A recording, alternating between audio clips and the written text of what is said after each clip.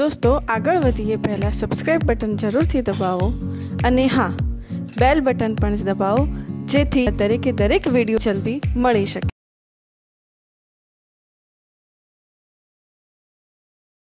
કેમ છો વિદ્યાર્થી મિત્રો? આઈ થિંક આ ચેપ્ટરના આપણે છેલ્લા ટોપિકમાં આવી ગયા। યાદ હશે ને છેલ્લો ટોપિક કયો લીધો હતો? આ લેક્ચર પહેલાનો છેલ્લો ટોપિક કયો હતો? યસ, સ્ક્રૂ ગેજ લીધો હતો। બહુ લાંબા લેક્ચર આપ્યા છે મેં સ્ક્રૂ ગેજ અને વર્નિયર કેલિપર્સના। ઘણા બોરિંગ પણ થઈ ગયા છે, પણ આ ટોપિક સ્ક્રૂ ગેજ અને વર્નિયર કેલિપર્સના ગુજરાતી મીડિયમમાં તમને ક્યાંય નહીં મળે, મોહન પઢિયાર ચેનલ સિવાય ક્યાંય નહીં મળે, સ્પેશિયલી જેઈઈ નીટ ઓરિએન્ટેડ। હવે આપણે જે છેલ્લો ટોપિક છે, ઘણા લોકો એને પહેલો ભણાવી દે છે, છેલ્લો ટોપિક છે જેને કહીએ છીએ પરિમાણ અને પારિમાણિક સૂત્રો, ડાયમેન્શન એન્ડ ડાયમેન્શન ફોર્મ્યુલાઝ। તો પરિમાણ અને પારિમાણિક સૂત્રોમાં આપણે જે સમજવાનું છે, કારણ કે મોટા ભાગે પ્રશ્નો 90% આજ સુધી નીટ અને જેઈઈમાં પૂછાયેલા પ્રશ્નો છે એમાં પરિમાણ અને પારિમાણિક સૂત્રો આધારિત આવ્યા છે।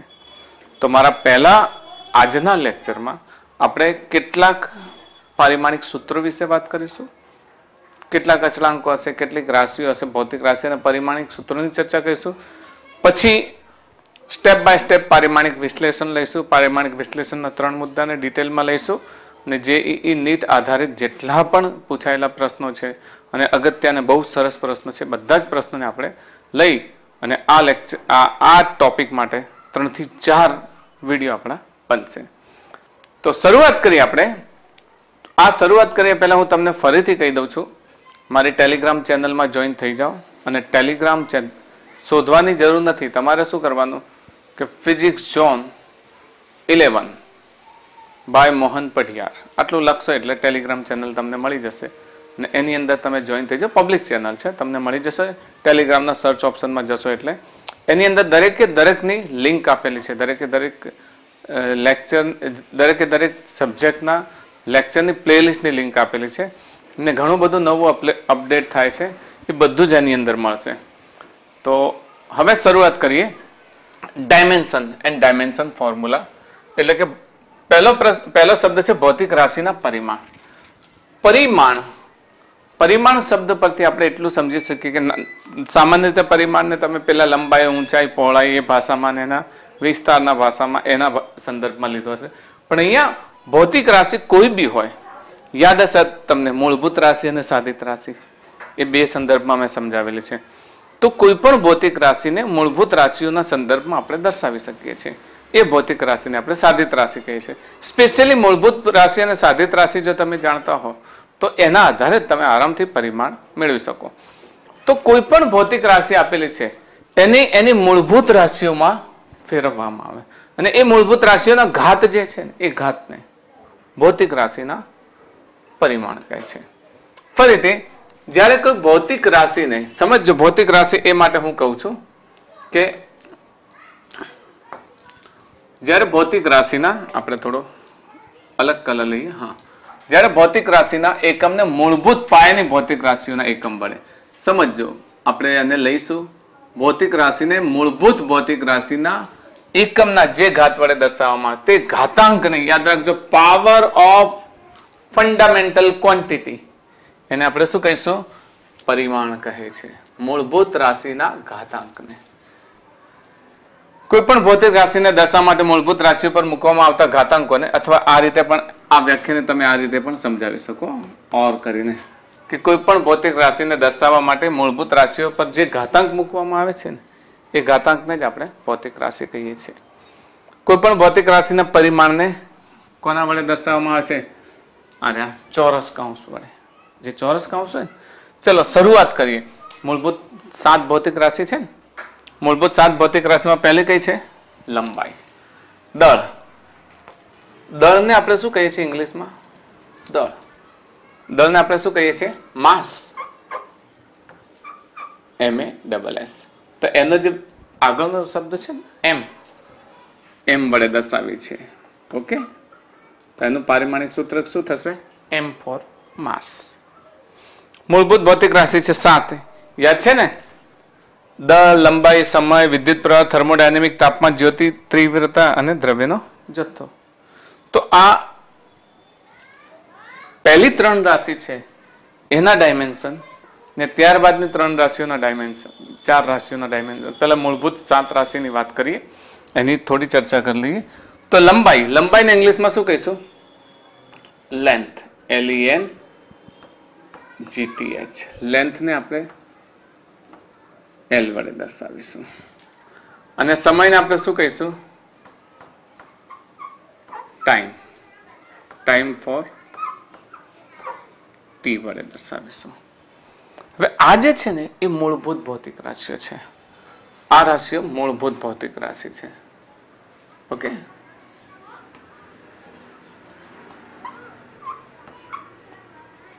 એટલે આ મૂળભૂત ભૌતિક રાશિઓમાં મોટા ભાગે 90% આપણે આને આ રીતે કહીએ કે લગભગ 95% બધી જ રાશિઓને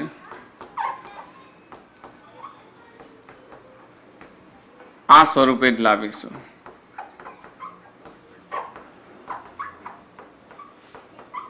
MLT. કયા સ્વરૂપે લાવીશું? MLT. M for mass, L for length and T for time.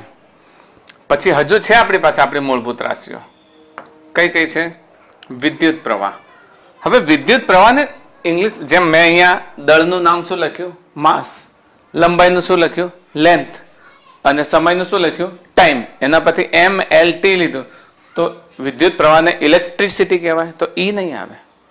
હવે જે રાશિ છે આ બધી, એ બધી રાશિના પારિમાણિક સૂત્ર, વિદ્યુત પ્રવાહનો એકમ, હવે આ બધાને એકમ પરથી લેવામાં આવે. તો આનો એકમ શું છે? એમ્પિયર થશે ને? એમ્પિયર. તો આનું પારિમાણિક સૂત્ર શું થશે? એ. પછી થર્મોડાયનેમિક તાપમાન, જેને આપણે કહીએ છીએ કેલ્વિન. તો કેટલાક લોકો કે વડે પણ દર્શાવે છે, અથવા તો કેટલાક લોકો થીટા વડે પણ દર્શાવે છે.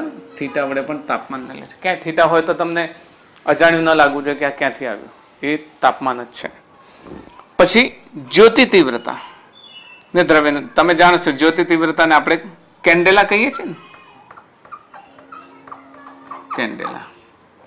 જ્યોતિ ફ્લક્સ, જ્યોતિ તીવ્રતા, કેન્ડેલા. તો એને આપણે CD તરીકે ઓળખીશું. અને દ્રવ્યનો જથ્થો, જેનો એકમ શું છે? મોલ. તો એને આપણે મોલ તરીકે ઓળખીશું. ચોરસ બનાવીએ. હવે સીધી વાત અહીંયા સમજવાની છે કે આ 3 નામ છે, આ 3 નામને એના સ્પેલિંગ પરથી પારિમાણિક સૂત્ર બનાવે છે, જ્યારે આ બધાને એના એકમ પરથી પારિમાણિક સૂત્ર બનાવે છે. સમજો, આ 3 નામને એના નામ પરથી. કારણ શું છે? એનું કારણ શું છે? તો જ્યારે પણ ઇન્ટરનેશનલ સિસ્ટમ ઓફ યુનિટની સ્થાપના થઈ ફ્રાન્સના પેરિસ ખાતે, તો SI સિસ્ટમની, તો આ એકમો એના પહેલા ઓલરેડી બની ગયા હતા. બધા સાયન્ટિસ્ટે બનાવી દીધા હતા. એટલે એના આધારે આ મૂળભૂત એકમોને એના નામના સ્પેલિંગ પરથી લેવામાં આવે છે. જ્યારે આ બીજા બાકીના 4 મૂળભૂત એકમો છે, એમને એમના એકમના નામ પરથી લેવામાં આવે છે. તો આ ખાસ યાદ રાખજો, એના નામ પરથી લેવામાં આવે છે અને આ એકમના નામ પરથી લેવામાં આવે છે. તો આ તો થયા ભૌતિક રાશિઓના પરિમાણ. અને હવે જો કોઈ ઘાત ન હોય તો એક ઘાત સમજવાની. કોઈ ઘાત ન આપેલો હોય તો એને કેટલી ઘાત સમજવાની? એક ઘાત સમજવાની. ને ક્યારેક એ વસ્તુ ન પણ હોય, ધારો કે હું દળનું પારિમાણિક સૂત્ર લખું છું, તો દળના પારિમાણિક સૂત્રમાં m નું પરિમાણ કેટલું છે? 1. દળનું પરિમાણ કેટલું છે? 1. પણ L અને T નથી. તો દળનું પારિમાણિક સૂત્ર આ રીતે લખાય: m1 L0 T0. જે નથી એની ઘાત કેટલી થાય? બરાબર.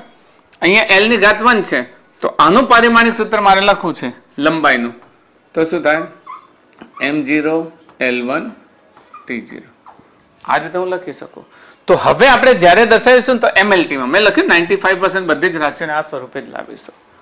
આપણે ઘણી બધી રાશિઓનો અભ્યાસ કરવાનો છે, તો કેટલીક રાશિને આપણે સમજીશું તો જ આપણને ખ્યાલ આવશે. જો મિત્રો પરિમાણ અને પારિમાણિક સૂત્રોનો હજુ વધારે ડિટેલ તમારે સમજવું તો મારા એનસીઆરટીની પ્લેલિસ્ટ છે એકમ અને માપન, એમાં જઈને પારિમાણિક સૂત્રો અને પારિમાણિક વિશ્લેષણનું જે ચેપ્ટર છે હું અહીં આઈ કાર્ડમાં મૂકી દઉં છું, તો એ તમારે યાદ રાખવાનું અને એને સમજી લેવાનું. એટલે એમાં મેં થોડી વધારે ડિટેલમાં માહિતી આપી છે તમને. ઓકે, તો આગળ જઈએ. ચલો, પારિમાણિક સૂત્રો કોને કહીશું? પારિમાણિક સૂત્રો. પારિમાણિક સૂત્રો, જો પરિમાણ તો ખ્યાલ આવી ગયો. કોઈ પણ ભૌતિક રાશિને મૂળભૂત રાશિઓના ઘાત વડે દર્શાવવામાં આવે છે, તો એ ઘાતને આપણે પરિમાણ કહેતા હતા. પણ અહીંયા પારિમાણિક સૂત્ર એટલે મૂળ રાશિ અને મૂળભૂત રાશિઓ વચ્ચે સંબંધ દર્શાવતું એક સૂત્ર મળશે. મૂળ રાશિ અને મૂળભૂત રાશિ વચ્ચે સંબંધ દર્શાવતું એક સૂત્ર મળશે. બસ આ સૂત્રને જ આપણે પારિમાણિક સૂત્ર કહીએ છીએ. આપેલી ભૌતિક રાશિને કેટલી અને કઈ કઈ મૂળભૂત રાશિઓ દ્વારા દર્શાવવામાં આવે છે એ સંબંધને સમજો છો ને. મેં તમને શોર્ટમાં એનો ખ્યાલ આપી દીધો કે મૂળ રાશિ જે તમારી પાસે છે, હું બધી જ સમજાવું છું. મૂળ રાશિ અને મૂળભૂત રાશિ એ બંને વચ્ચે સંબંધ દર્શાવતું એક સૂત્ર છે. એ સૂત્રને આપણે, બીજી વાત મિત્રો, અહીંયા આગળ જે હું 25 થી 30 રાશિઓ તમે સમજો એ માટે પ્રયત્ન કરું છું, પણ યાદ રાખજો તમે 11 સ્ટાન્ડર્ડમાં છો એટલે એ બધી રાશિ છે ને એ તમારે હજુ હવે ભણવામાં આવશે. અને હજુ હવે ભણવામાં આવશે એટલે કદાચ તમને એવું લાગે અજાણ્યું સૂત્ર, પણ જ્યારે તમે જેઈઈ નીટની એક્ઝામ આપવા જાઓ છો ત્યારે 11, 12 કમ્પ્લીટ ભણેલા હો છો. એટલે અહીંયા આવતા અચળાંકો, અહીંયા આવતી રાશિ હું પ્રયત્ન કરું છું કે તમે સમજી જશો, પણ ન સમજો તો કમસે કમ એને 1-2 વખત જોજો અને એની વ્યાખ્યાને સમજવા પ્રયત્ન કરજો એટલે તમે સમજી શકશો. ઓકે, તો આપેલી ભૌતિક રાશિને કેટલી અને કઈ કઈ મૂળભૂત રાશિઓ વડે દર્શાવવામાં આવે છે એ સંબંધ દર્શાવતું સૂત્ર છે. ચલો લઈએ કેટલીક રાશિઓને લઈએ. તો પહેલા આપણે દર્શાવીએ. ચલો નાનકડા લેવલથી શરૂઆત કરીએ. તો પહેલા આપણે ક્ષેત્રફળ લઈએ. ચલો ને, ક્ષેત્રફળ જો તમે સૂત્રોથી પણ સમજી શકશો, પારિમાણિક સૂત્ર મેળવી શકશો અને એકમથી પણ મેળવી શકશો. સૂત્ર દ્વારા જશો તો પણ તમને ખ્યાલ આવી જશે પારિમાણિક સૂત્ર, અને એકમ દ્વારા જશો તો. ચલો ક્ષેત્રફળ, ક્ષેત્રફળનું સૂત્ર લઈએ, સાથે સાથે સૂત્ર પણ લઈએ. ચલો ક્ષેત્રફળના સૂત્રને તમે કેવી રીતે દર્શાવો છો? તો ક્ષેત્રફળના સૂત્રને દર્શાવો છો લંબાઈ ગુણ્યા પહોળાઈ. લંબાઈ પણ મીટરમાં હોય અને પહોળાઈ પણ શું હોય? મીટરમાં હોય. તો L into L. તો આનું પારિમાણિક સૂત્ર શું થશે? L² થશે. શું થશે? L². તો ફાઇનલ પારિમાણિક સૂત્રને આપણે આ રીતે લઈએ.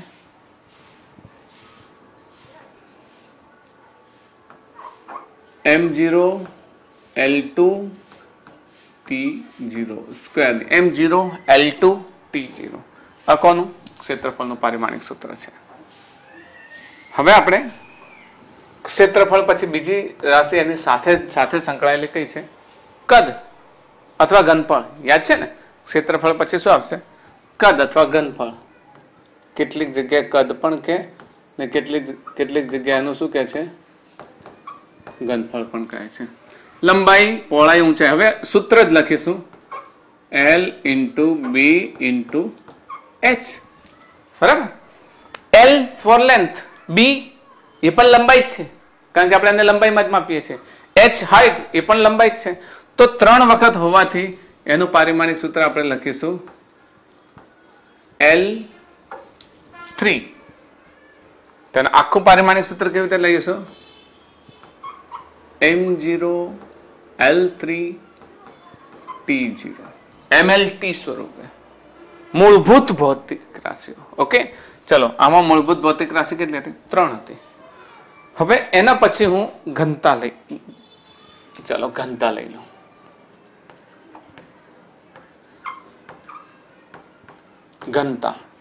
ઘનતાનું સૂત્ર ખબર છે ને? ρ = m/v. સૂત્રની સાથે સાથે લેતા રહીએ. ρ = m/v. m એટલે કેજી. બરાબર? દળ. ઉપર દળ છે, દળને આપણે કેવી રીતે દર્શાવીએ છીએ? m1. અને નીચે v. કદ. ઓકે, આપણે એના સંકેત પણ સાથે સાથે લઈ લઈએ એટલે ભૂલ ના થાય આપણને. ઘનતાને આપણે લઈશું રો, સાથે સાથે લઈએ.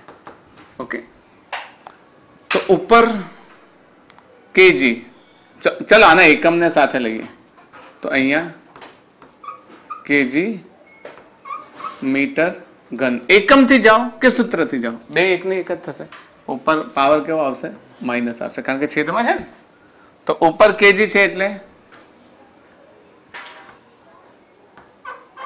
m1 અને કદનું શું છે?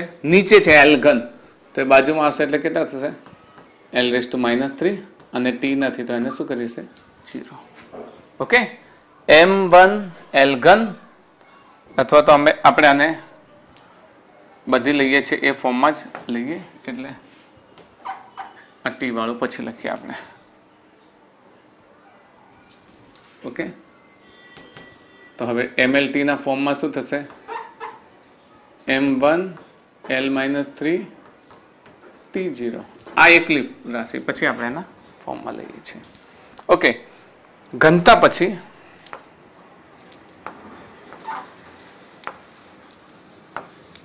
વેગ અને પ્રવેગને લઈએ, કારણ કે મીટર પછી આપણા જો આગળ દળ ભણી ગયા છે એટલે ઘનતા લઈ લીધું. જે આપણે આગળ ભણી ગયા છે રાશિ આધારિત લઈએ. ચાલો, વેગ અથવા ઝડપ. વેગ અથવા એને તમે શું કહેશો? ઝડપ. તમે જાણો છો વેગ v = distance upon time. Distance upon time, બરાબર. હવે ફટાફટ સમજતા રહેજો. તો વેગ v = ડિસ્ટન્સ અપોન ટાઈમ. ડિસ્ટન્સને શામાં લો છો? મીટરમાં, અને ટાઈમને સેકન્ડમાં. તો હવે હું સૂત્ર નહીં લખું, પારિમાણિક સૂત્ર નથી લખતો, બરાબર. તો ડિસ્ટન્સ માટે શું લેશો? L1 અને ટાઈમ માટે શું લેશો? T1. ન લખો તોય ચાલે, પણ આપણે લખીએ છીએ. તો અહીંયા આપણને મળશે L1 T-1. તો mlt સ્વરૂપે દર્શાવશો તો કેવી રીતે દર્શાવશો? m0 L1 T-1. ઓકે, વેગ અથવા ઝડપ. ચલો એના પછીનો વેગ પછી પ્રવેગ, એક્સેલરેશન. બોલો, a = શું લઈશું?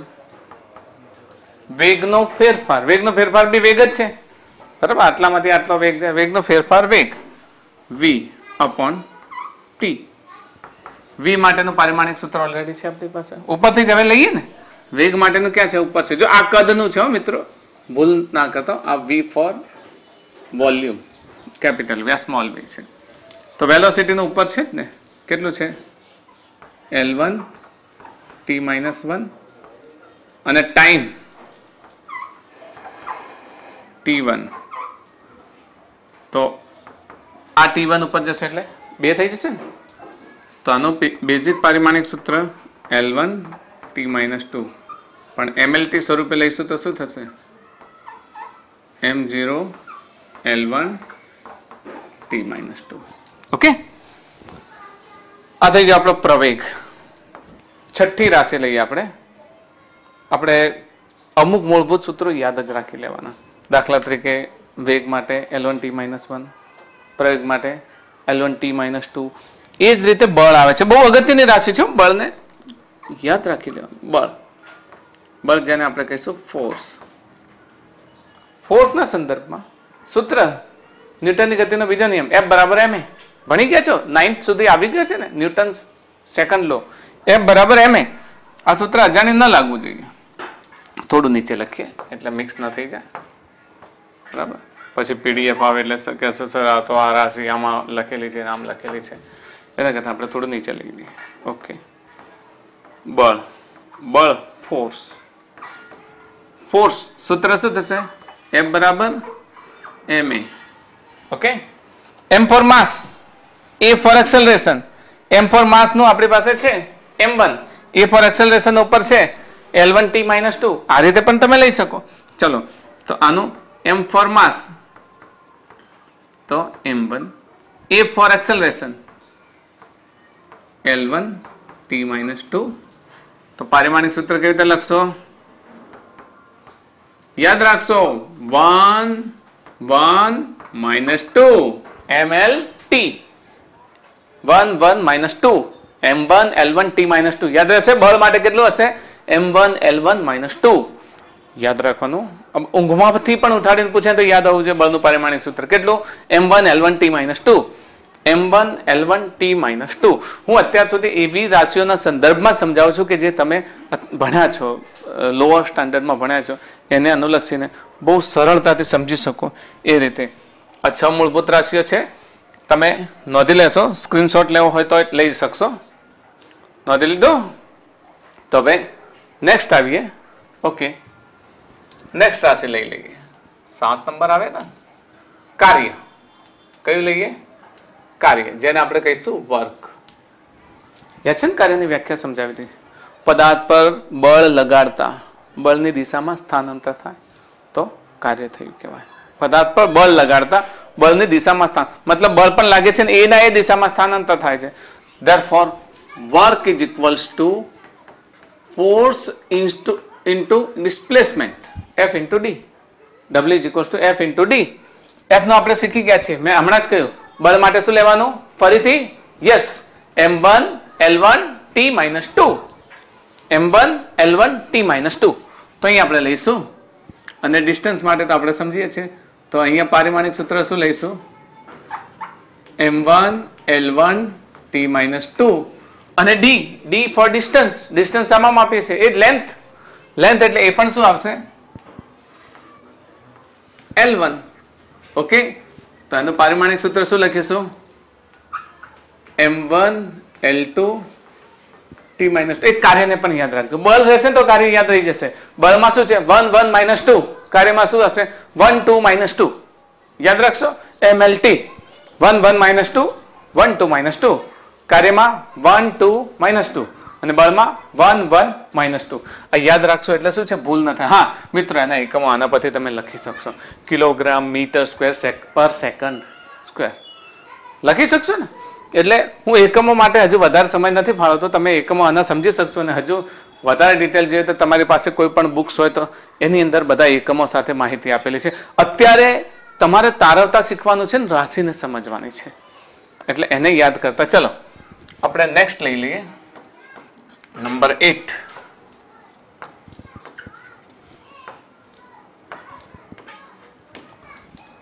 નંબર 8 માં આપણે ચલો કાર્ય પછી power. Power P, P for power. પાવરની વ્યાખ્યા બહુ સહેલી અને સરળ છે. માધ્યમિક સુધી આવી ગઈ છે. માધ્યમિક સુધી આવી એ વ્યાખ્યા સમજાવી દો. યંત્ર કે વસ્તુના કાર્ય કરવાના સમય દરને પાવર કહે છે. યંત્ર કે વસ્તુના કાર્ય કરવાના સમય દરને પાવર કહે છે. ઓકે, તો કાર્ય તો ઉપર છે ને સમય દર નીચે. તો power P is equals to work પર યુનિટ ટાઈમ. યંત્ર કે વસ્તુના કાર્ય કરવાના સમય દર અથવા તો એકમ સમયમાં થયેલા કાર્યને પાવર કહે છે. ઓકે, એકમ સમયમાં થયેલા કાર્યને પાવર કહે છે. વર્કનું મેં હમણાં જ કહ્યું, વર્કનું શું યાદ રાખશો? 1 2 minus 2. ઓકે, તો અહીંયા ઉપર લખો છો તમે m1 l2 minus 2. ફરીથી 1 2 minus 2 અને બળ માટે 1 1 minus 2 અને અહીંયા t1 લખીશું. તો આપણું પારિમાણિક સૂત્ર હવે બનાવી દો તમે. અહીંયા બ્લોક કરવાનું રહી ગયું. m1 l2 અને t minus 3 છે ને, -2 -1 કેટલા થશે? -3. આ બધી લિંક મેથડ પદ્ધતિ છે. ઉપરનું આવડશે તો નીચેનું આવડશે, એ આવડશે તો એના પછીનું આવડશે. ઓકે, નંબર 9 આપણે જેટલા થશે એટલા આપણે લેવા પ્રયત્ન કરીએ. વેગમાન લઈએ. ચલો, વેગમાન, મોમેન્ટમ. વેગમાન, આ પાવર કેપિટલ P છે. ભૂલ ન થાય એટલે હું તમને ફરી સમજાવી દઉં. આ કેપિટલ P છે. Okay, P for power. This is also capital P. કારણ કે વિદ્યાર્થી મારા શું કરે, ઘણી વખત કે સર તમે તો બે પી લખ્યા છે, મોટો નાનો પી તો ખબર જ નથી પડતી. તો આ વેગમાનને આપણે શું લખીશું? પી. આ વેગમાન સંકેત છે પી, ઇંગ્લિશમાં કહે છે મોમેન્ટમ. તો મેં આ સમજાવ્યું છે, યાદ છે ને? આપણી બીજી સિરીઝ ચાલી રહી છે કણોનો તંત્રો અને ચાક ગતિ, એમાં આના વિશે મેં હમણાં જ સમજાવ્યું છે લાસ્ટ વિડીયોમાં. પી બરાબર શું છે? mv. જાણો છો ને? પી બરાબર mv. તો m for mass and v for velocity. તો m ફોર માસ એટલે m1 and v for velocity એટલે L1 અને t-1. યાદ છે? સમજાવી દો, આગળ જ લીધો છે ને. કયા છે? વેગ L1 t-1. બરાબર. તો હવે એને એક સાથે લઈ લઈએ તો શું થશે? m1 L1 t-1. આ થઈ ગયું આપણું વેગમાનનું પારિમાણિક સૂત્ર. નંબર 10. જેટલા થશે એટલા પ્રયત્ન કરીએ કે લેવાઈ જાય. દબાણને લઈ લે. ચલો, જેટલા તમે ભણી ગયા છો ને એટલા. દબાણ માટે પ્રેશર બધા એક જેવા આવે છે નહીં. જ્યાં ઉપયોગ થાય છે આ કેપિટલ પી છે. પેલામાં પાવરમાં પણ કેપિટલ પી છે, પ્રેશરમાં પણ કેપિટલ પી છે. ચલો, પ્રેશર એની વ્યાખ્યા તમે સમજી ગયા છો, માધ્યમિક સુધી આવી ગઈ છે.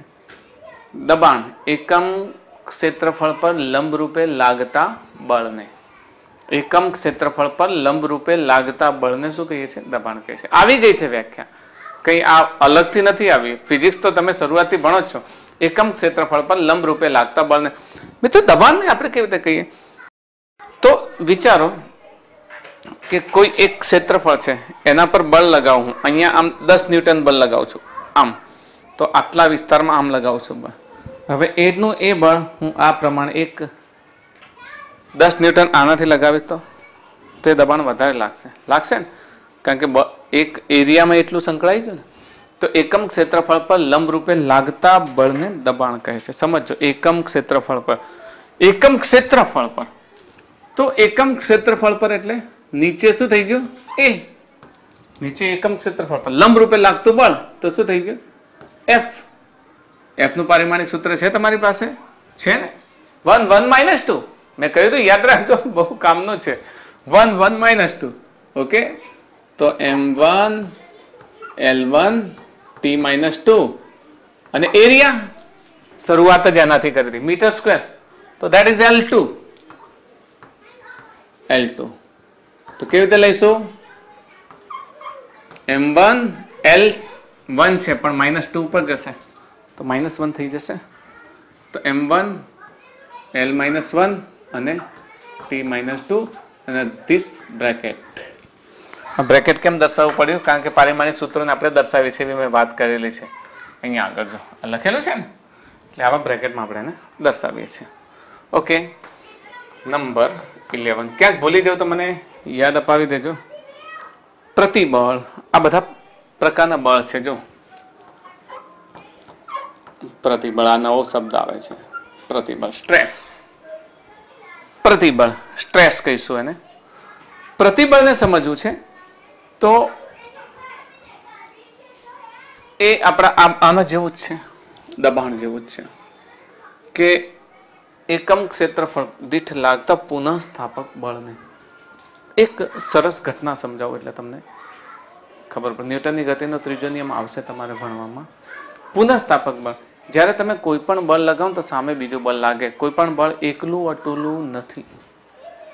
એકલું અટુલું બળ નથી. કુદરતમાં બે બળ જોડકા સ્વરૂપે જ હોય, કોઈ બળ એકલું નથી. એવરી એક્શન, ખબર છે ને, આઘાત અને પ્રત્યાઘાત સરખા અને પરસ્પર વિરુદ્ધ દિશામાં. ન્યૂટનનો ત્રીજો નિયમ આવી ગયા છે બળ માધ્યમિક સુધી. તો કોઈ પણ બળ એકલું અટુલું નથી. તો તમે કોઈ એક બળ આઘાતી બળ લગાવશો તો સામે પ્રત્યાઘાતી બળ લાગશે. Every action, there is a every action equal and opposite reaction. કોઈ પણ બળને સામે પ્રત્યાઘાતી બળ લાગે છે. આપણે એને પુનઃસ્થાપક બળ કહીએ. સ્પ્રિંગને ખેંચો છો તમે, આ એક સ્પ્રિંગ બનાવું હું. ચલો અહીંયા આગળ તમે પોતે વિચાર કરો. અહીંયા એક સ્પ્રિંગ બનાવી છે, આ બ્લોક છે, આ નોર્મલ હાલતમાં છે, બરાબર. પણ હું આ સ્પ્રિંગને અહીંયા દબાવીશ. અહીંયા દબાવીશ તો પુનઃસ્થાપક બળ કઈ તરફ લાગશે? આ તરફ લાગશે, બરાબર. અહીંયા દબાવીશ તો, અને જો હું આને ખેંચીશ તો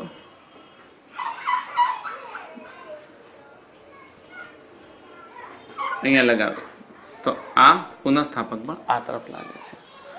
તો પુનઃસ્થાપક બળ પ્રતિ એરિયા એકમ ક્ષેત્રફળ દીઠ લાગતા પુનઃસ્થાપક બળને આપણે શું કહીશું? આનું પ્રતિબળ કહીશું.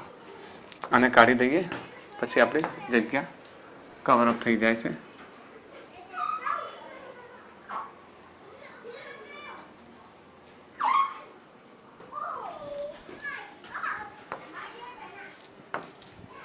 તો પ્રતિબળ એટલે પુનઃસ્થાપક બળ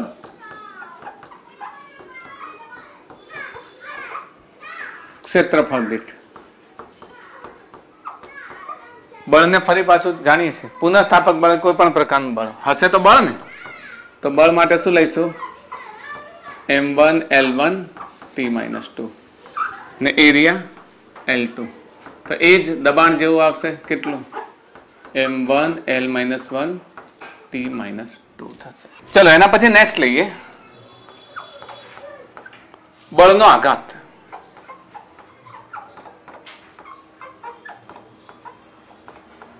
impulse of force. Impulse of force બળના આઘાતને આપણે શું કહીશું? તો જેટલા સમય માટે બળ લાગે છે ને એને આઘાત કહીશું. યાદ રાખજો, ખાસ સમજાવું છું. બળનો આઘાત આપણે ઇમ્પલ્સ ઓફ ફોર્સને આ રીતે સમજી લે. અત્યારે તો આઈપીએલ જોતા હશો, નવરા છો જ ને, ભણવાની સાથે સાથે મેચ પણ જોતા હશો. તો બોલર જ્યારે બોલ ફેંકે છે, આમ બોલ ફેંકે છે, ત્યારે બેટ્સમેન એને જોજો, બેટ્સમેન એને ફટકો મારે છે. એટલે જ્યારે ઝડપથી જતો હશે ત્યારે કોઈ કહે છે વેલ ટાઈમિંગ, બહુ સરસ ટાઈમિંગ સાથે માર્યું છે. એકચ્યુઅલી ટાઈમિંગનો અર્થ શું થયો કે બહુ શોર્ટ ટાઈમ માટે તમે વધારે ફોર્સ લગાવો ને તો એની અસર વધારે આવે. બહુ શોર્ટ ટાઈમ માટે તમે વધારે ફોર્સ લગાવો ને તો એની અસર વધારે આવે. પછી એ ફોર્સ લગાવવાનો સમય વધી જાય તો એની ઇમ્પેક્ટ ઓછી થાય. તો એને કહેવાય બળનો આઘાત. કેટલા સમય સુધી ફોર્સ લાગ્યો, કેટલા સમય સુધી ફોર્સ લાગ્યો. કોઈને ધક્કો મારીએ છીએ, એક વસ્તુ છે કે મેં આ એક અહીંયાથી હું આને ધક્કો મારું છું તો મેં 5 મિનિટ સુધી ટોટલ બળ લગાવ્યું 5 ન્યૂટન, પછી આને એક જ વારમાં 5 ન્યૂટન ફોર્સ લગાવ્યું તો જે આ અસર છે વધારે રહેશે. એમ બેટ્સમેન પણ જ્યારે બોલને ફટકારે ત્યારે જે ફોર્સ શોર્ટ ટાઈમમાં મારે છે ને એને બળનો આઘાત કહેવાય. Impulse of force. તો ઇમ્પલ્સ ઓફ ફોર્સ કેટલા સમય માટે બળ લાગ્યું. Okay, that is F into delta T. Why I am saying delta T instead of T? મેં કેમ T ની જગ્યાએ delta T લખ્યું? એકચ્યુઅલી બહુ શોર્ટ ટાઈમ માટે લગાવવામાં આવે છે એટલે આપણે લખી મોટો પણ લખી શકીએ. ડેલ્ટા ટી હોય કે ટી હોય, મૂળ તો સેકન્ડ જ આવશે. અને આનું તો આપણે જાણીએ છીએ શું આવે? 1 1 -2 શું થશે? તો શું લખીશું? m1 l1 t-2 અને આનું શું થશે? t1. તો શું થશે આનું પારિમાણિક સૂત્ર? m1 l1 t-1. m1 l1 t-1. મિત્રો યાદ રાખજો, ઘણા પારિમાણિક સૂત્ર તમને એક જેવા પણ લાગશે. વેગમાનનું પણ તમને એવું જ લાગે છે. જો દેખાય છે ને અહીંયા વેગમાનનું પણ એવું જ છે. પારિમાણિક સૂત્ર ઘણી બધી ભૌતિક રાશિઓને એક જેવા આવશે, કારણ કે પારિમાણિક સૂત્રોના આધારે તો ઇક્વેશન બનશે ને, એ સિવાય તો ઇક્વેશન બનશે નહીં.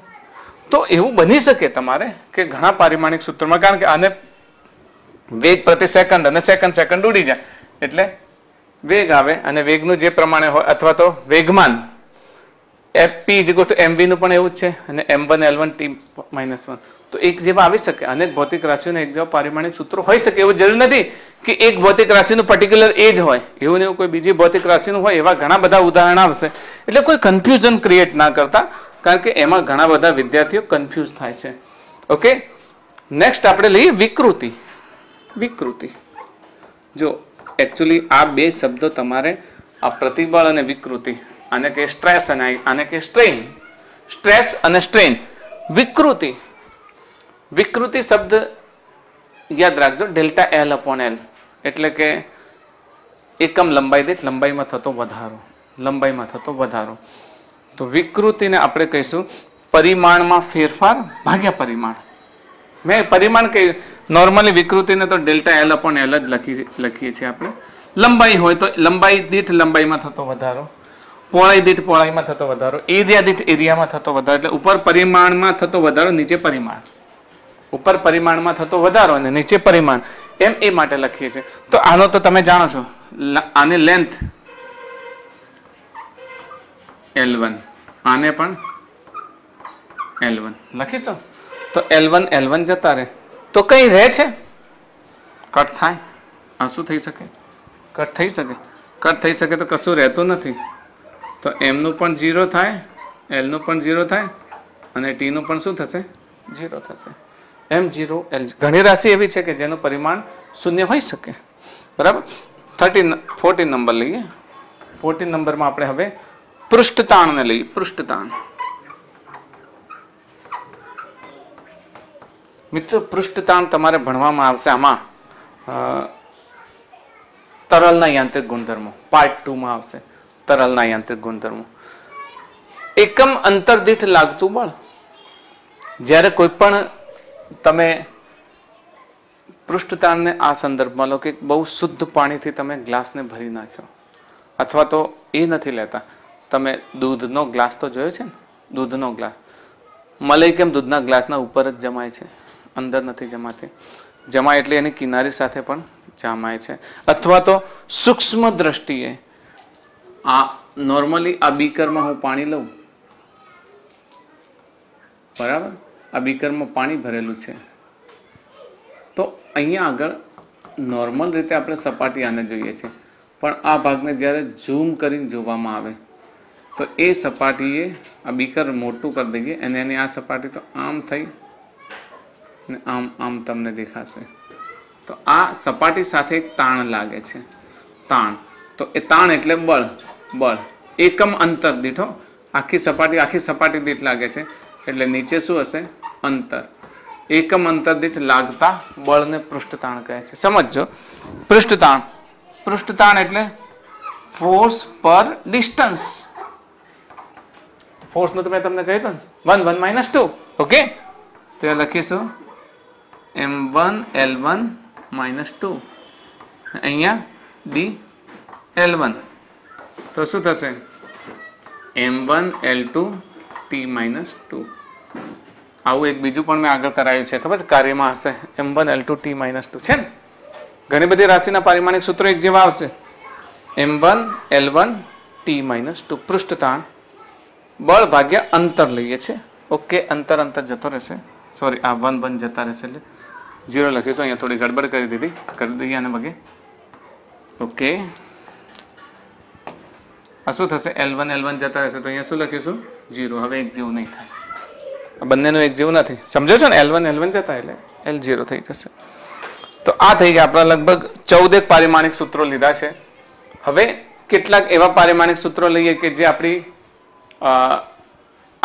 આની સાથે સંકળાયેલા હતા, આપણા પૂરક એકમો સાથે, અને કેટલાક ચાક ગતિ સાથે. આપણે ચાક ગતિ બીજી લેવલમાં ચાલે છે આખી સિરીઝ, તો ચાક ગતિ સાથે સંકળાયેલા પણ લઈ લઈએ. ચલો, ચાક ગતિ સાથે સંકળાયેલામાં શું લઈએ? કોણીય વેગ લઈએ. કેટલા સુધી પછી? 14 ને. હવે અહીંયા 15 આવે. કોણીય વેગ. કોણીય વેગને શું લઈશું? ઓમેગા. વેગ તો સ્થાનાંતર ભાગ્યા સમય. કોણીય વેગ એટલે કોણીય સ્થાનાંતર ભાગ્યા સમય. તો ઓમેગા ઇઝ ઇક્વલ ટુ શું થશે? કોણીય સ્થાનાંતર થીટા ભાગ્યા ટાઈમ. એકમ તો રેડિયન પર સેકન્ડ લખીએ. થીટાને શામાં લખીએ છીએ? રેડિયનમાં. પણ થીટાનું કોઈ પારિમાણિક સૂત્ર નથી, યાદ રાખજો. કોણીય સ્થાનાંતરનો, રેખીય સ્થાનાંતરનું પારિમાણિક સૂત્ર છે, કારણ કે રેખીય સ્થાનાંતર શામાં આપીએ છીએ? મીટરમાં. કોણીય સ્થાનાંતરનું પારિમાણિક સૂત્ર નથી, એ તો ફરીને ત્યાં જ આવે છે ને. એટલે કોઈ પારિમાણિક સૂત્ર નથી. એટલે આના પારિમાણિક સૂત્રને આપણે શું લખીશું? M0 L0 T0 અને નીચે T1. તો આપણને ફાઇનલ પારિમાણિક સૂત્ર શું મળશે? M0 L0 T - 1. ઓકે, કોણીય વેગ. તો કોણીય વેગ પછી કોણીય પ્રવેગ લેવો હોય તો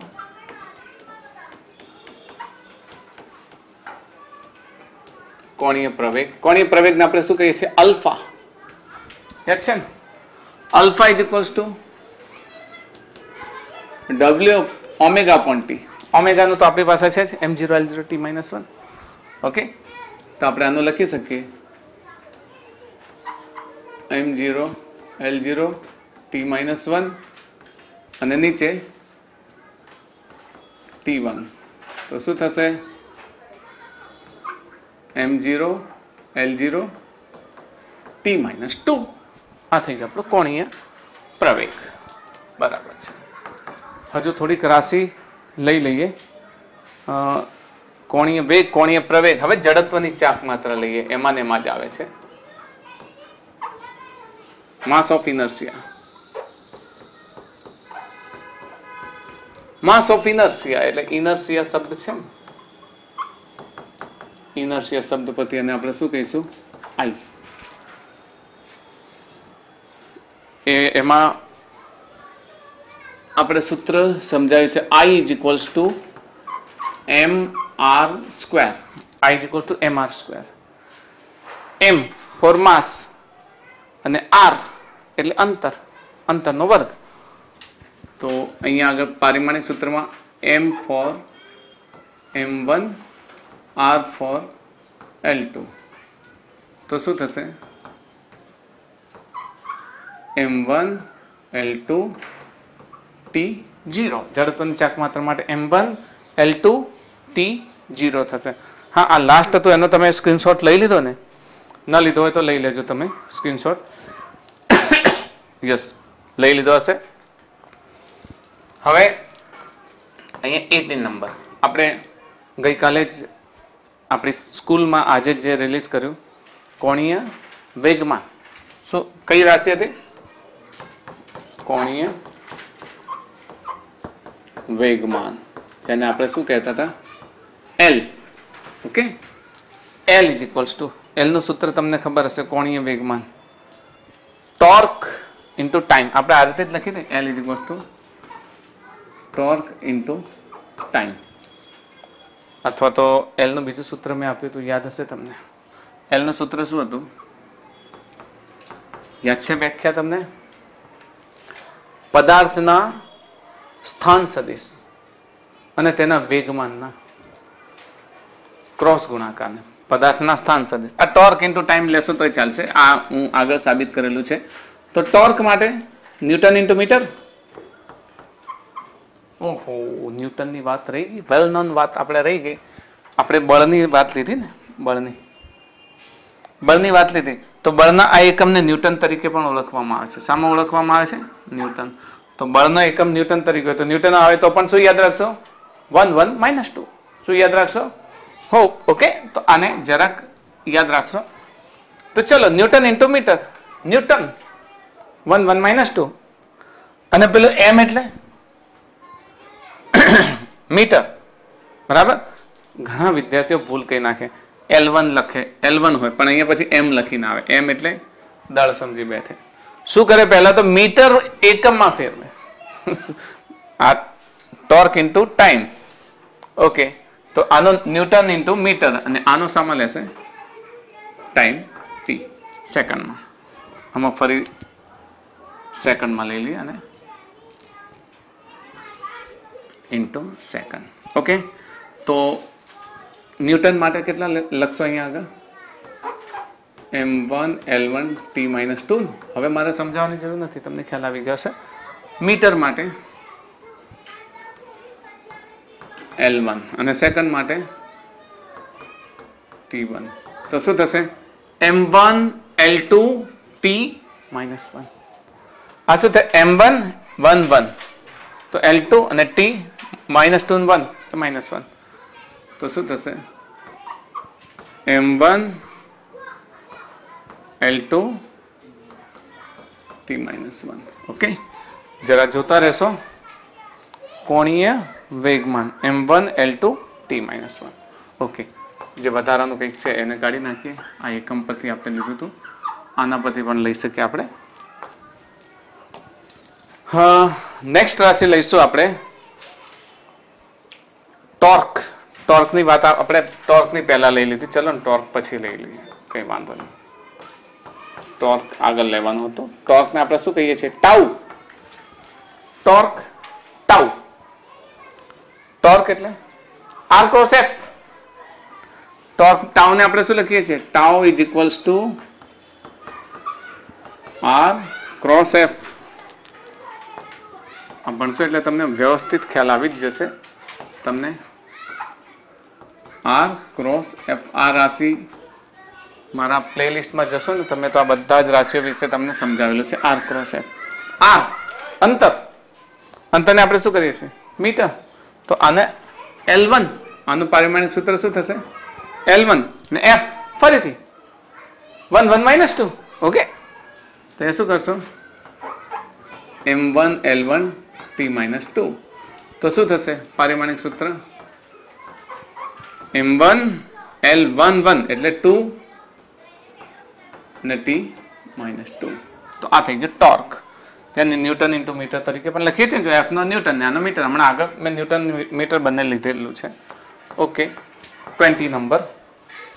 હવે લઈએ આપણે આવૃત્તિ. આવૃત્તિ, આવૃત્તિને ફ્રીક્વન્સી કહીએ અથવા ન્યુ પણ કહેવાય છે. ઓકે, ફ્રીક્વન્સી અથવા ન્યુ પણ કહેવાય છે. તો new is equal two 1/T. તમે કહો સર આ શું કહેવાય? તો એકમ સમયમાં દોલનોની સંખ્યા. ઓકે, તો 1/T એટલે ઓફકોર્સ T⁻⁻1. તો આને શું લખીશું? M0 L0 T⁻⁻1. ઓકે, 21. આવૃત્તિ પછી કોણીય આવૃત્તિ લઈએ. શું લઈએ? કોણીય આવૃત્તિ. એને પણ ઓમેગા તરીકે જ લેવામાં આવે છે. ઓમેગા. તો આવૃત્તિને 2π વડે ગુણતા મળતી આવૃત્તિને 2π વડે ગુણીએ તો એને કોણીય આવૃત્તિ. 2π મ્યુ આપણે F લખીએ છે, આગળ મ્યુ લીધો ને એટલે આપણે 2π મ્યુ લખીએ એટલે તમારે કન્ફ્યુઝન ના થાય. 2π મ્યુ. તો મ્યુ ની 1/T. 2π નું તો કોઈ પરિમાણ નથી ને. કોણીય આવૃત્તિ એટલે આવૃત્તિને 2π વડે ગુણવાથી મળતી જે આવૃત્તિ છે ને, સીધી વાત છે. 2π નું તો કોઈ પરિમાણ નથી, તો આવૃત્તિનું પરિમાણ આપણે લીધું હતું કેટલું? T-1. તો એનું પારિમાણિક સૂત્ર પણ એવું જ થશે, M0 L0 T-1. હવે કેટલાક અચળાંકોની વાત કરી દઈએ, બરાબર? એટલે આપણે પૂર્ણાહુતિ તરફ જઈએ, કારણ કે આ તો ઘણા બધા છે. આ બધા લઈશ તો કલાકોના કલાકો નીકળી જશે. તો એક છે કાર્યક્ષમતા. ચલો, કાર્યક્ષમતાનું એકમ જે અચળાંક છે ને, કાર્યક્ષમતા આપણે કાર્નોટ એન્જિન સમજીશું ને, એની અંદર આવશે એન્જિનની કાર્યક્ષમતા. એને ઈટા કહીશું. ઈટા કાર્યક્ષમતા. કાર્યક્ષમતા એટલે મૂળ તો ઉર્જા જ છે. તમે કેટલી ઉર્જા આપો છો અને એમાંથી કેટલી ઉર્જા વપરાય છે, સમજો છો ને? એકમ ઉર્જા દીઠ મતલબ મળતી ઉર્જા ને અપાતી ઉર્જા. તો ઉપર પણ એનર્જી છે. અચ્છા, કાર્યક્ષમતા સમજીએ પેલા એક આપણે અને લઈ લઈએ ઉર્જાનો એકમ. ઉર્જાનો એકમ આપણે ચર્ચા કરવાની આગળ રહી ગઈ. ઓકે, ઉર્જા એટલે કાર્ય કરવાની ક્ષમતાને ઉર્જા કહે છે. ઉર્જા માટે આપણે કાર્ય જ છે. ઉર્જા વન કાઇન્ડ ઓફ કાર્ય છે. કાર્ય માટે આપણે શું લીધું હતું? કાર્ય માટે M1 L2 T-2 છે ને. કાર્ય એ ઉર્જા જ છે, કારણ કે કાર્યનું ઉર્જામાં રૂપાંતર થાય એ પણ આપણે સમજી ગયા છીએ. તો ઉર્જાને એનર્જી કહીએ, ઈ કહીએ. કોઈ પણ પ્રકારની હોય, potential energy, kinetic energy, electrical energy, કોઈ પણ પ્રકારની ઉર્જા, નામ ફક્ત પાછળ શું લાગે? ઉર્જા લાગે. હીટ એનર્જી, બધી જ ઉર્જા હોય. તો ઉર્જા માટે તમે આનું પારિમાણિક સૂત્ર યાદ રાખજો, M1 L2 T-2. મેં જેમ તમને બળની વાત કરી હતી ને, કાર્યનું પણ યાદ અપાય તું, ખબર છે ને? એ અને બળનું પણ યાદ અપાય તું. બળનું કેટલું હતું? 1 1 - 2. તો ઉર્જાનું 1 2 -2 એ જે કાર્યનું છે એ જ બળનું છે. ઓકે, હવે આપણે નેક્સ્ટ આગળ જઈએ. કેટલા સુધી પહોંચ્યા હતા? 22 23 સુધી. હવે કાર્યક્ષમતા લઈએ. ચલો, કાર્યક્ષમતા એનો અચળાંક ઈટા. ઈટા એટલે ફરીથી ઉપર મળતી ઉર્જા અને અપાતી ઉર્જા. ઉપર પારિમાણિક સૂત્ર લખો, નીચે લખો એટલે શું થઈ જશે? કેન્સલ થઈ જશે. એક જ જેવા છે એટલે આનું પારિમાણિક સૂત્ર શું લખશો? m0 l0 t0. અચળાંક છે પણ દરેક અચળાંકનું પરિમાણ 0 હોય એવું નથી હોતું. દરેક અચળાંકનું પરિમાણ 0 હોય એવું હોતું નથી. અચળાંક એટલે 0 હોય નહીં. ઘણા અચળાંક છે. ગુરુત્વાકર્ષણનો અચળાંક છે, એનું પારિમાણિક સૂત્ર તમે વિચારો કઈ રીતે હોય છે. ગુરુત્વાકર્ષણનો અચળાંક આપણે ભણી ગયા. ચલો અહીંયા જ લઈ લઈએ. અહીંયા જ ગુરુત્વાકર્ષણનો સાર્વત્રિક અચળાંક. સાર્વત્રિક અચળાંક ભૂલી જાઓ તો સૂત્ર યાદ રાખી દેવાનું. G = યાદ છે ને? F = મૂળભૂત સૂત્ર યાદ રાખો. હું તો લખી દઈશ, પછી તમે કહેશો સર ક્યાંથી આવ્યું. તો F = G m1 m2 r². યાદ છે ને? 9મા ધોરણમાં ગુરુત્વાકર્ષણ આવતું હતું. બે પદાર્થો ને તેમ છેદમાં અંતરનો વર્ગ. તો G ને કરતા બનાવવાના પરથી. ચલો, G બરાબર શું થશે? fr² અહીંયા અને નીચે m1 m2. F એટલે ન્યૂટન બળ. તો શું થશે? બળનું પારિમાણિક સૂત્ર m1 l1 t - 2. મેં તમને કહ્યું છે, યાદ રાખી દો ને. 1 1 - 2 r અંતરનો વર્ગ, that is l2 અને નીચે m1 m2 દળ છે, કિલોગ્રામ તો કિલોગ્રામનો વર્ગ, that is m2. ઓકે, તો હવે આનું પારિમાણિક સૂત્ર આપણે શું લખી શકીએ? આ હું નીકાળી દઈશ એટલે આની લાઈનમાં જ લખી દઉં છું. શું લખીશ? m1 l1 2 એટલે 3, l1 અને 2 એટલે કેટલા થઈ ગયા? l3 અને t -2.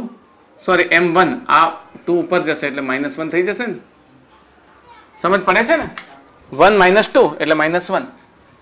તો -1 l3 અને t -2. તો ગુરુત્વાકર્ષણનો સાર્વત્રિક અચળાંક થઈ ગયો. ક્યારે ભૂલો તો આ પ્રમાણે સૂત્ર લઈને પણ તમે મેળવી શકો છો. ઓકે, તો આને હું કાઢી દઉં. વધારે આને રાખવાની કોઈ જરૂર છે નહીં. બરાબર, ઘણા બધા હજુ સમજવાના છે અચળાંક.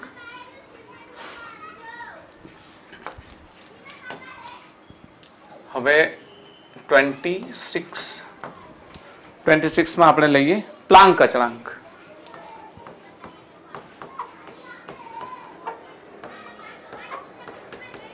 જેને આપણે લઈશું h. આપણે પ્લાન્ક અચળાંકને સમજવું હોય તો આપણે ઉર્જાની વાત કરીએ. સૂર્યમાંથી આવતી ઉર્જા ને રેડિયેશન એનર્જી સ્વરૂપે હોય, જેની પાસે એક ફ્રીક્વન્સી હોય. શું હોય? ફ્રીક્વન્સી. તો એની એનર્જી શોધવાનું સૂત્ર E = hf સ્વરૂપે આપે છે, જ્યાં h ને પ્લાન્ક અચળાંક કહીએ છીએ. તો આના પરથી h ને લઈ લો ને. h શું થશે? E/f. E for energy. તો એનર્જી માટે શું લઈશું? m1 l2 t - 2. યાદ છે ને? Got it? યાદ રહેશે. અને f ફ્રીક્વન્સી એટલે t - 1. ફ્રીક્વન્સી ક્યાં ગયો? આવૃત્તિ અહીંયા છે આવૃત્તિ. હમણાં જ આપણે કોણીય આવૃત્તિ બધું લીધું છે ને. આવૃત્તિ, કોણીય આવૃત્તિ, વિકૃતિ છે આવૃત્તિ. t1 ક્યાં ગયું? પૃષ્ઠતાણ. ઓકે, કોણીય આવૃત્તિ t - 1, કોણીય આવૃત્તિ પણ t - 1. એના આધારે આપણે. ઓકે, તો અહીંયા શું લખીશું? t - 1. તો ચલો આને નીકાળી દઈએ. કેટલું થશે? m1 L2 અને T-1 અને ઉપર -1 જશે એટલે શું થઈ જશે +1. તો શું થશે T-1 -2 અને -1 ઉપર જશે એટલે શું થશે -2. ઓકે 27. આપણે હવે કેટલાક 12મા ધોરણના લઈએ. ચલો વિદ્યુત ભાર ઇલેક્ટ્રિક ચાર્જ Q યાદ છે ને આ 10મા ધોરણમાં તમે ઇલેક્ટ્રિસિટી ભણી ગયા છો. એટલે થોડું આને નીચે લખીએ નહીં તો ફરી પાછું તમે કહેશો સર મિક્સ થઈ ગયા. ઓકે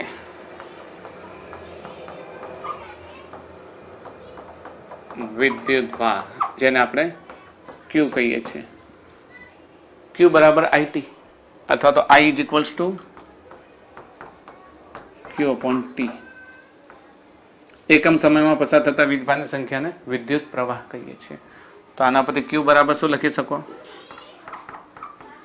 IT લખી શકો. I નો એકમ A1 લખી શકાય. મૂળભૂત છે મેં સમજાવ્યું છે તમને મૂળભૂત છે. નાનો T1 તો આનું પારિમાણિક સૂત્ર શું થશે M0 L0 T1 A1. Okay આ પારિમાણિક સૂત્ર થઈ ગયું. M0 L0 T1 A1 આવે છે ઘણા બધા આવે છે. પછી આ છેલ્લો લઈ લો. હવે બાકી તમે કોષ્ટકમાં અભ્યાસ કરજો, સૂત્ર પણ સમજજો અને જો કોઈ પારિમાણિક સૂત્રમાં ખબર ન પડે તો તમે મને કમેન્ટ કરીને કહેજો અને જે તમને ન આવડે તો તમે મને એની ટાઈમ પૂછી લેવાનું. ઓકે તો એક લઈ લઈએ આપણે અવરોધનો લઈ લઈએ. ચલો અવરોધ આ તમે ભણી ગયા છો ત્યાં સુધી. અવરોધ રેઝિસ્ટન્સ ઓહમનો નિયમ યાદ છે ને V = IR યાદ છે ને ઓહમનો નિયમ 10મા ધોરણ સુધી આવી ગયો છે એટલે તો R = શું થશે V/I. તો V સમજવાનો છે. પહેલા V નો લઈ લઈએ. અવરોધ લઈએ પહેલા અહીંયા 29માં આપણે વિદ્યુત સ્થિતિમાન લઈએ. ચલો ઓકે વિદ્યુત સ્થિતિમાન જેને આપણે વોલ્ટેજ માટે V તરીકે લઈશું. તો V = વિદ્યુત સ્થિતિમાન. હા વિદ્યુત સ્થિતિમાન એટલે એકમ વીજભાર દીઠ થતું કાર્ય. એકમ વીજભાર દીઠ થતું કાર્ય યાદ રાખજો. V = W/Q. આપણે સમજી ગયા છીએ. V = W/Q. W કાર્ય 1 1 - 2 યાદ છે ને કાર્યનું મેં શીખવાડેલું છે. કે છે કાર્ય આર્ય 1 2 - 2. ઓકે તો અહીંયા લઈશું M1 L2 T-2 અને નીચે Q નું ઉપર લઈ લીધું છે. કેટલું છે T1 A1 છે ને T1 A1. તો આનો શું લખી શકીએ M1 L2 T-3 અને A-1. તો અહીંયા V નું આ નીચે લખ્યું છે એના ઉપરથી જ લખી દઈએ. ચલો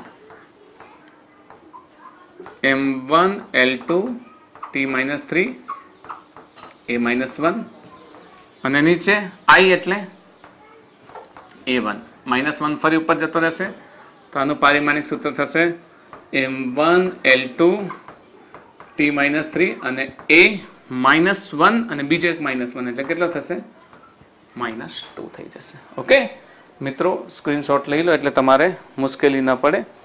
આ અવરોધનું થઈ ગયું M1 L2 T-3 A-2.